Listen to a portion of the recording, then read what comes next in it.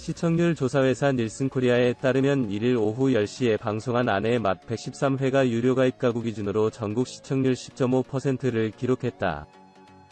이는 8월 25일 방송된 112회 시청률 8.3%에서 2.2%포인트 오른 수치다.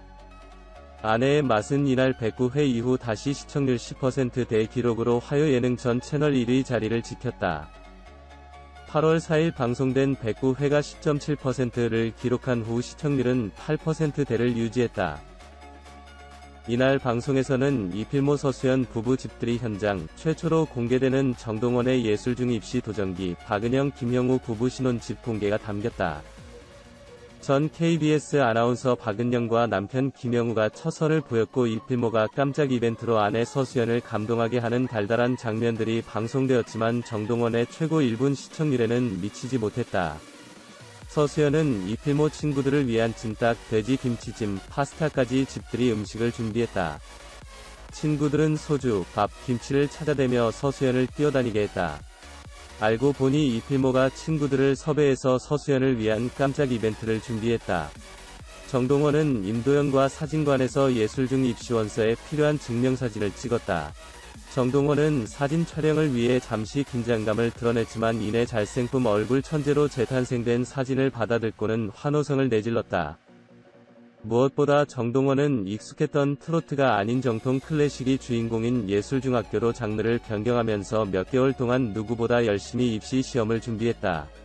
하지만 정동원은 입시 시험을 6일 남겨둔 마지막 색소폰 레슨 시간, 돌발 상황을 맞았다. 지금 이 상태로는 연주가 힘들어 라는 예상치 못했던 선생님의 발언에 위기에 처했던 것. 이에 당황한 기색을 감추지 못하는 정동원의 모습이 펼쳐지면서 위기를 어떻게 극복했을지 이목이 집중되고 있다. 얼마 후 시험을 30일 남기고 색소폰 레슨을 위해 연습실을 찾은 정동원은 리드가 망가져 있다는 선생님의 지적에 당황했다.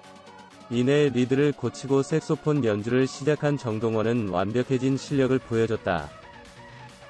시험 날, 정동원은 영탁, 이찬원, 김희재, 트롯 삼촌들의 응원 메시지를 받으며 긴장감을 떨쳐내려 노력했다.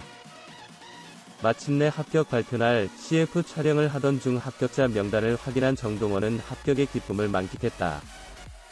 박은영은 고급스러운 신혼집과 3살 연하 사업가 남편 김형우를 최초로 소개했다. 김형우는 아침부터 아내 박은영 곁에서 달콤한 면모를 드러냈다. 저녁이 되어 퇴근한 박은영은 남편 김형우가 주문한 산더미 같은 택배에 놀라고 말았다.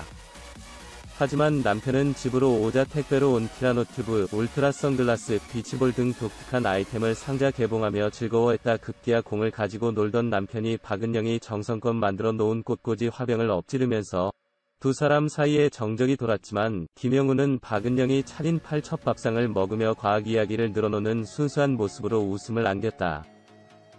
정동원에 대한 시청자들의 사랑과 뜨거운 관심을 엿볼 수 있다.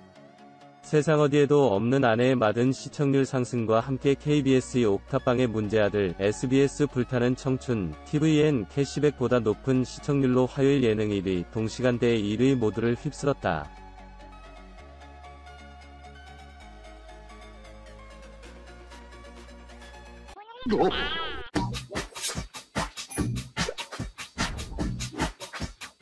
시청자 여러분 안녕하세요. 연예 대통령 이진호입니다. 제가 요즘 양팡씨의 뒷광고 논란에 대해 집중 취재를 하고 있는데요. 취재를 하다 보니까 그런 생각이 들었습니다. 아니 이게 양팡만의 문제일까 하고 말이죠. 과연 광고 주최사인 푸마 측은 몰랐을까? 그에 대한 답을 찾기 위해 양팡씨가 시청자 기만 영상을 찍은 해당 매장에 연락을 한번 해봤습니다. 미리 말씀드리면 해당 매장 측은 본사 측의 요청으로 촬영 협조만 해준 부분이기 때문에 비난의 대상이 아니라는 점 다시 한번 말씀드립니다. 네, 안녕하세요. 되시나요? 다름이 아니라 그 양팡씨 광고할 때 그 지점에서 촬영한 걸로 제가 알고 있거든요. 네네. 그 혹시 진행 자체를 푸마 본사에서 진행하신 건지 아니면 바이럴사에서 진행한 건가요? 저희는 본사에서 미리 얘기를 전달받고 네. 뭐 어떻게 되는지에 대한 자세한 건 모르지만 본사에서 전달을 받고 진행을 한 건데요. 거기 직원들도 그럼 다 원래 본래 직원들이 촬영을 하신 거예요? 네네네. 그럼 혹시 미리 관련 내용에 대해서 사전에 전달을 다 받으신 거예요? 그 콘티나 이런 내용에 대해서? 완전히 다 뭐 그런 건 아니고요. 예. 그러니까 저희가 뭐 예를 들어 몇 시 몇 분에 뭐 방문할 거다 뭐 이런 거에 대해서는 아니고요. 네. 다 방문을 할 거다. 그런 부분에 대해서는 전달이 받았어요. 그 사전에 사실 다 얘기가 된 거잖아요. 콘티 부분에 대해서는. 그러니까 그럼 본사하고 얘기가 된 부분이 있는 걸로 알고 있고요. 저 혹시 본사 어느 부서인지 저희 얘기를 해보고. 연락을 수분 안에 받아드리도록 할게요. 예, 감사합니다. 연락을 해주신다고 했는데 수차례 제가 연락을 계속해서 드렸음에도 불구하고 연락은 오지 않았습니다.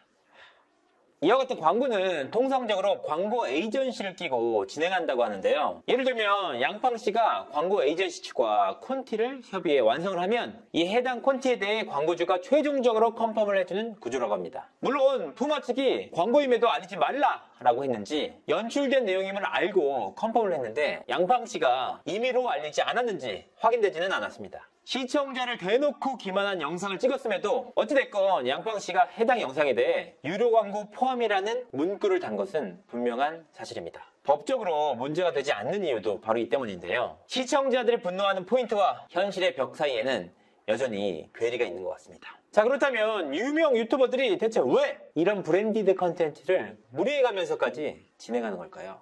뭐 다들 아시겠지만 결국은 돈 때문입니다. 통상적으로 유튜브 영상에 대한 광고는 제품 단순 노출 PPL과 브랜디드 컨텐츠가 있는데요. 브랜디드 컨텐츠의 경우에는 영상의 50% 이상이 해당 제품의 리뷰와 제품 노출로 이루어져야 합니다. 그래서 광고 단가가 굉장히 높다고 하는데요. 통상적으로 광고임을 알리지 않아야 광고 효과가 더 높다고 합니다. 어쨌든 돈 때문이니까 이 돈 단가가 궁금하지 않습니까? 그래서 제가 광고 에이전시에 한번 확인을 해봤는데요.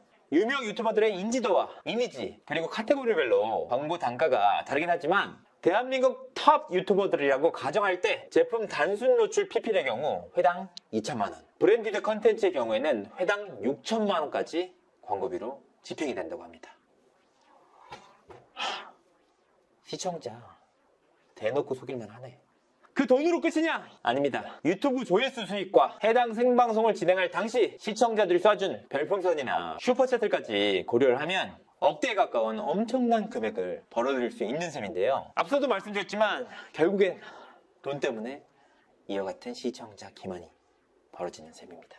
적지 않은 분들이 저에게 묻습니다. 아니 이번 뒷광고 논란으로 무리를 빚은 유튜버들 얼마나 많느냐? 뭐 푸메니, 보겸이니 문복희니 안 걸린 사람 아무도 없는데 왜 유독 양팡만 까느냐? 충분히 납득이 가는 의견입니다. 그렇습니다. 이슈만을 위해서였다면 이 사람 저 사람 이슈되는 인물 다 다루는 것이 맞습니다. 하지만 그런 식으로 진행되면 결국 반짝 이슈로 끝나고 맙니다.